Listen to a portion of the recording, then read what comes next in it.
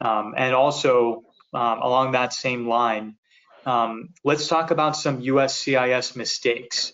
And this is another reason why it's so critical to work with an experienced attorney, because even if your attorney does everything perfectly, the government could still make mistakes. And when that happens, if your attorney hasn't seen those mistakes happen in the past, they may create a problem, which could be exactly an issue that'll result in a long delay or your application being denied, right? So I'll let Anu jump in, and she's seen hundreds of mistakes be made, and he knows how to address them and what can go wrong and how to fix it. Right. So the first thing is that the government is constantly trying to update their systems, and it feels like they try to update their system without much vetting from their side. And so they release it to the public without really fine tuning.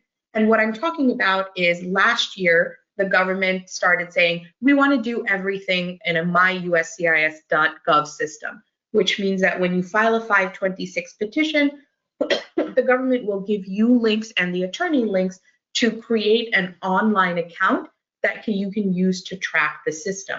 And then they started issuing receipt notices that were different than what EB5 was used to seeing before. And now they're being issued with a receipt number starting with IOE. And for the longest time, the government couldn't get that IOE receipt number to show up on the case tracking system.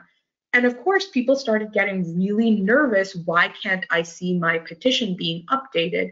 And that's because of the way that the government updated their system. It wasn't allowing for the tracking of certain applications, and you'd have to contact USCIS directly. Now that is slowly being resolved, and we're starting to see that being resolved.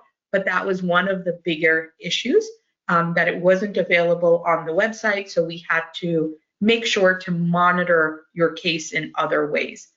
Then we were seeing issues with USCIS saying that cases were not being delivered, whether or not that's EB5 petitions, green card applications, RFEs. So it's really important to make sure that you had a full copy of your petition, so that if the government came back and said, hey, these petitions were not delivered, you have a FedEx confirmation receipt that it was delivered and a copy of the filing, and you can reach out to the lockbox to say, here's proof that we filed it timely. We want you to honor the original filing date. And then there can be erroneous rejections where the government comes back and says, hey, the filing fee was wrong, or the addition date for the forms were incorrect, but you sent out the right one, and it's contacting lockbox and getting that resolved. So there's a lot of these USCIS mistakes that can seem really daunting if you're not consistently working with them and seeing sort of a pattern emerging and then quickly figuring out how to resolve those issues. So yes, you can absolutely do everything right and still have a USCIS error, but it's important then that your attorney knows that this error is now becoming common, and then knows very quickly how to resolve those situations.